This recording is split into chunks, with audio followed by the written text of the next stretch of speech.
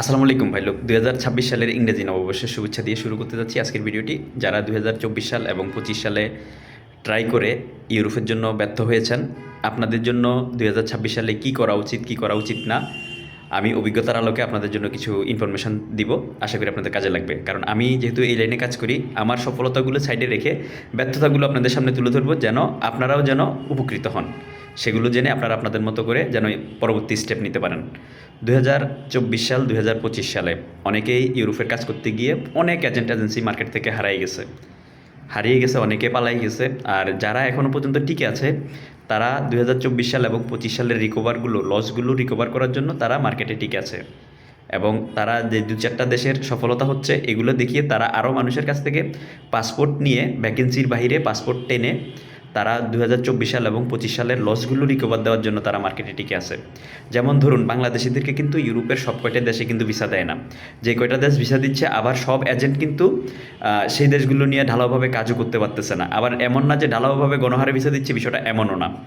তো দেখা গেছে যে বাংলাদেশিদের জন্য এখন বর্তমানে যে দেশগুলো ভিসা দিচ্ছে, সার্বিয়া, মেসিডোনিয়া, পর্তুগাল, আর হচ্ছে আপনার রোমানিয়া এবং বুলগেরিয়া টুকটাক ভিসা দিচ্ছে, স্লোভেনিয়া টুকটাক ভিসা দিচ্ছে। আর এই দেশগুলোতে দেখা গেছে যে পর্তুগালটা এখন হচ্ছে বাংলাদেশিদের জন্য হট টপিক, আর হচ্ছে সার্বিয়া এবং মেসিডোনিয়া হচ্ছে বাংলাদেশিদের জন্য হট টপিক।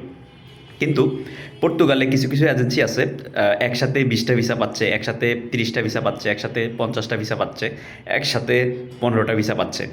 এই ভিসাগুলো দেখে আবার পর্তুগাল মার্কেটে যারা আছেন, তারা কিন্তু আবার সেই সফলতাগুলো দেখে ওনাদেরকে গিয়ে হুমড়ি খেয়ে পাসপোর্ট জমা দিয়ে দিচ্ছেন। এটাও কিন্তু একটা অশনি সংকেত, কারণ আপনার কাছে ডিমান্ড নাই। ডিমান্ড না থাকলেও আপনার কাছে যদি কেউ এসে যদি সেদে সেদে ফাইল দিতে চায় নিজ থেকে এসে, আপনি কিন্তু সেটা না করবেন না। তো এই হিসাবটা এমনই হচ্ছে, কারণ যারা পর্তুগালের এখন ভিসা ডেলিভারি দিচ্ছে বা ভিসা দেখাচ্ছে, তাদের আপনার বিগত দিনের ক্রোয়েশিয়া অথবা অন্যান্য দেশের হিস্ট্রিগুলো চেক করলে বুঝতে পারবেন এরকমই ঠিক। যখন ক্রোয়েশিয়া ভিসা দিচ্ছিল, তখন সেই এজেন্সিগুলো, বা রোমানিয়া যখন ভিসা দিচ্ছিল, সেই এজেন্সিগুলোই কিন্তু তখন ফ্লাইট যাওয়ার পরে কাজ করতে পারছে 200, ফাইল নিয়ে রাখছে 2000। পরবর্তীতে যখন হঠাৎ করে দেশ বন্ধ হয়ে গেছে, তখন কিন্তু সবাইকে আটকিয়ে দিয়েছে। তো সেই আটকানোটা থেকে কিন্তু সেই এজেন্সিগুলো এখনও বের হতে পারে নাই। বাট পর্তুগাল নিয়ে আবার তারা ওইভাবে কাজ করে, আবার সেই, আমি বদমাশি বলবো না, কিন্তু একটা ছক আঁকতেছে।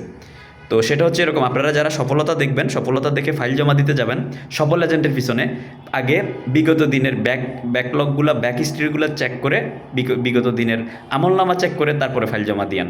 না হলে কিন্তু বিগত দিনে যেরকম ক্রোয়েশিয়া বা আদার্স কান্ট্রিগুলোর জন্য হাজার হাজার ক্লায়েন্ট ওনাদের পিছনে ফাইল জমা দিয়ে ধরা খেয়ে কট খেয়ে বসেছিল, ঠিক পর্তুগালের জন্য আপনারা যারা ফাইল জমা দিবেন, বা সার্বিয়ার জন্য আপনারা যারা ফাইল জমা দিবেন, অথবা আপনারা ম্যাসিডোনিয়ার জন্য যারা ফাইল জমা দিবেন, তারা কিন্তু সেই একই ভোগান্তিতে পড়ে যাবেন। 2026 সালে কাজ করার ক্ষেত্রে অত্যন্ত বিচক্ষণতার সাথে কাজ করবেন। আপনারা এজেন্ট অথবা এজেন্সি যারাই হন না কেন, প্রবাস এবং প্রবাসী রিলেটেড নিত্য নতুন তথ্য এবং আপডেট পেতে আমার আইডিটি ফলো দিয়ে আমার সাথে যুক্ত থাকার বিশেষ অনুরোধ রইল। আপনারা আরেকটা জিনিস চেষ্টা করবেন, যারা বর্তমানে 2026 সালে সার্বিয়া অথবা ম্যাসিডোনিয়াতে জমা দিতে যাচ্ছেন, আপনারা অবশ্যই সতর্কতা অবলম্বন করবেন, কারণ বর্তমানে মার্কেটে যে পরিমাণ বই আছে, সেই পরিমাণ কিন্তু ভিসা নাই। আবার যাদের সফলতা আছে, তারাও কিন্তু টার্গেটের বাইরে বই সংগ্রহ করে রাখছে। তো কারো সফলতা দেখে সার্বিয়া ম্যাসিডোনিয়ার জন্য হুমড়ি খেয়ে ফাইল জমা দিয়ে নিজে আত্মঘাতী সিদ্ধান্ত নেবেন না। আমার মতে ইউরোপের জন্য যারা বর্তমানে ট্রাই করতেছেন, আপনারা আরব দেশের বা এশিয়ার কোনো কান্ট্রিতে চলে যাবেন, গিয়ে ওখানে কাজকর্ম করবেন, পাশাপাশি ইউরোপের জন্য ট্রাইটা অব্যাহত রাখবেন, চলমান রাখবেন। কারণ শুধুমাত্র ইউরোপের জন্য ফাইল প্রসেস করে আপনি যদি ইউরোপের আশায় বসে থাকেন, বাংলাদেশ থেকে আসলে বর্তমানে বদমাশি শুরু হয়ে গেছে। যারা কাজ করে 10টা কাজ করতে পারবে, ফাইল নিয়ে রাখে 150 থেকে 200। আমি নিজে সার্বিয়ার ভুক্তভোগী, আমি ম্যাসিডোনিয়া বলেন, এগুলো নিয়ে আমি আসলে 2024 সাল 25 সালে আমি ট্রাই করছি। একটা কোম্পানিতে যদি আপনি 10টা ফাইল জমা দেন, আপনার কাজ হবে একটাও হয় কিনা তাও সন্দেহ, কারণ এরা হিউজ পরিমাণ ফাইল নিয়ে বসে থাকে।